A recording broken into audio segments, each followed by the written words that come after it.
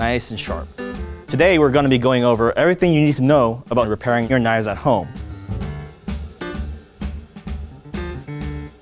Tools I use for sharpening and repairing knives are whetstones. With the whetstones, you can match the angle of your knife. Before you use your stones, you need to prep them. All you need to properly use them is tap water right here. The stones I'm soaking are the rough stones and the medium stones. And when you soak it in water at first, you'll see like air bubbles start to form, and you want to basically wait till all the air bubbles have settled down. That's when you know your stone is fully saturated and ready for you to use for sharpening. As you can see, I didn't soak the finishing stone because those are a little bit more delicate, and if I soak it in water for too long, it can actually crack. And I've cracked a few because I've left it in water overnight, come in the next day, and I see 2 pieces. Before we actually sharpen it, I wanted to make sure that I don't miss any chips. So I like to take the piece of paper and cut through from heel all the way to the tip.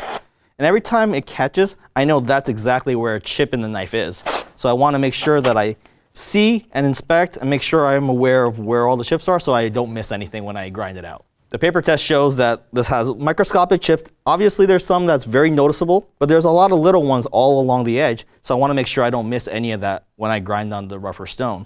A lot of times people try to sharpen the knife and fix the knife in one shot, but I always say it's best to think of it as 2 separate processes. So the first thing we're going to focus on is just grinding out the chips. For that, I'm going to use the roughest stone I have. This is the 220 grit rough stone. I have here just the stone base. This is just going to secure the stone and give a little bit more grip. It also adds a little bit of height from the table, so it makes sure that my knuckle clears the table when I'm sharpening. This is not required to sharpen your knife, but I just like to have a little extra height. The goal right now is to just grind metal so that all the chips are gone. So the first side I'm going to do is just work on my left side facing down. When I do this, my thumb is on the spine, my index finger is on the heel, 3 fingers around the handle for a nice firm grip. I want to have full control of the knife when I'm doing this. This right here is a double beveled knife, which means that I have to sharpen and grind both sides. This particular knife is sharpened symmetrically, so I want to make sure that I grind the same amount on both sides to keep everything even. I'm just going to use a very steep angle. I like to hold the knife around 4 o'clock or 5 o'clock in terms of position. So I'm not wobbling around, because if I wobble around, the angle is constantly changing. That really affects the outcome of the edge. My right hand is really focusing on the angle of the knife and moving the knife up and down. My left hand is really applying all the pressure. When I flip over, I'm going to change my grip a little bit. My thumb is going to be on the heel, my index finger on the spine, and just like before, I hold the knife at a 4 o'clock or a 5 o'clock position. I'm applying a good amount of pressure with my left hand. I'm pressing firmly, but I'm not pressing with all my might because that could be dangerous. If I slip, I can really hurt myself. I actually prefer sharpening standing because I can use my body weight, and that's going to make it easier to grind faster, apply a good amount of pressure. So every now and then, I'm going to wipe the knife and check to see my progress. And you can see already that the chips are starting to come out. There's only a few more pieces left.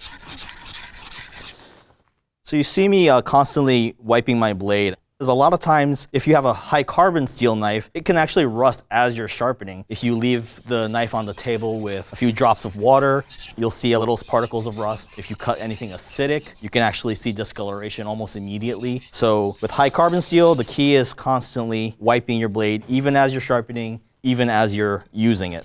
This particular one is stainless, so I don't have to worry about it, but since I'm so used to it, I just like to constantly wipe my knife. So as I'm sharpening on the stone is actually wearing down, and to make sure that I have this flat, even surface, even as I'm sharpening, I like to periodically stop and use a stone fixer. If your stone looks like a half pipe, it's gonna be very hard to repair. So to avoid that, I always say try to use this as frequently as you can. So I worked on the stone a little bit with the fixer. I can just continue grinding my knife. And I think we're good to go. Now that I've grinded all the chips out, this knife is just a little bit smaller, but for usage, for function, it's not going to make a difference, and it's barely noticeable. We can move on to sharpening and creating an edge on this knife. For that, I'm going to use the same stone. This is the rough stone that I've been using. So I like to take 2 pennies, stack them up, and place them on the stone. And what I do is I lay the spine of the knife onto these pennies. And that's going to give you a rough guideline on what the angle should be. By working on the 2 pennies on the back side, I'm creating a plane on that side. I'm going to do the same amount on the other side, and those two planes intersecting will create a perfect edge. I'm gonna place my 2 fingers right on that very tip, and I'm gonna press firmly as I pull straight down. When I go back up, I'm actually not applying pressure. I'm gonna release pressure as I go back up, apply pressure as I pull coming back towards me. And when I go back up, I move my fingers slightly over, and I continue to work my way down the knife in sections. If I apply pressure towards the edge, my knife can actually cut into the stone. I'm gonna flip over and do the same thing for the other side. However, this time the edge is facing me. I start at the bottom of the stone, place 2 fingers right on the tip, and I apply pressure as I push away. Come back down, push away. The angle that I'm using, I'm making sure it's the same angle as I did on the other side. So 2 pennies under the spine is gonna give me the proper angle. So as you sharpen these 2 planes and they start to intersect, what's gonna happen is the very edge is gonna start to curl over, and it's gonna create what's called a burr. This burr or little ridge is something that you can feel just by touching the flat part of your knife and running your fingers off. And you wanna feel that burr or ridge catch on your finger. If you don't feel that, your knife is just not sharp yet. Depending on how dull your knife is, this process can take 5 minutes. This process can take half an hour, so you just have to be patient and keep feeling and keep checking for that burr. Once I've gotten the burr to form on both sides, I'm ready to move on to my second stone, which is gonna be the medium stone. With the medium stone, what I'm gonna do is actually repeat the same process, and that's gonna start to refine the edge. You're gonna start to see this sediment build up. There's this almost like mud. You wanna make sure you see that, because that sediment is basically a mixture of the stone and the metal that's being taken off of your knife. This sediment is actually helping you sharpen more efficiently. So you don't want to wash all that off. If your stone starts to feel dry, you can splash some water on it. I'm going to be constantly checking for the burr to form evenly from the tip all the way to the heel. And once I get it on one side, I want to make sure that I get it on the other side as well. The final step is to use this finishing stone, and this is going to really refine the edge and get your knife nice and sharp. Just a reminder, this one was the dry stone, so the way we use a finishing stone is by splashing water on it before you go ahead and sharpen. I'm going to also use this little dressing stone, or in Japanese it's called a nagura stone. I'm pre-creating a little bit of grit so that it's going to really help with the polish on the knife. At this point, your knife is fairly sharp. We already worked through 2 stones. And when you have a sharp edge on your knife, a sharp edge is also delicate. So you have to be a little careful. A finishing stone like this is actually very hard. And if you take this sharp edge, press it really hard against this finishing stone, you can actually crush the edge that you just created. The key to using a finishing stone is to press a lot lighter than the previous 2 stones. I'm using the weight of the knife and the weight of my hand to work on the knife. I'm not pressing any harder than that. But other than that, all the same techniques apply. And even though I'm pressing very lightly, you can see the sediments increasing. There's much more now that I started sharpening. Because the stone is so fine, you're not gonna be able to feel for any burrs. So what I like to do is take the knife, pinch the edge of the blade, and run my fingers off. And I wanna make sure when I do this, I don't feel anything catch. If I feel something catch, that means there's still a burr remaining, so I'm gonna work just a little longer until the edge has nothing on it.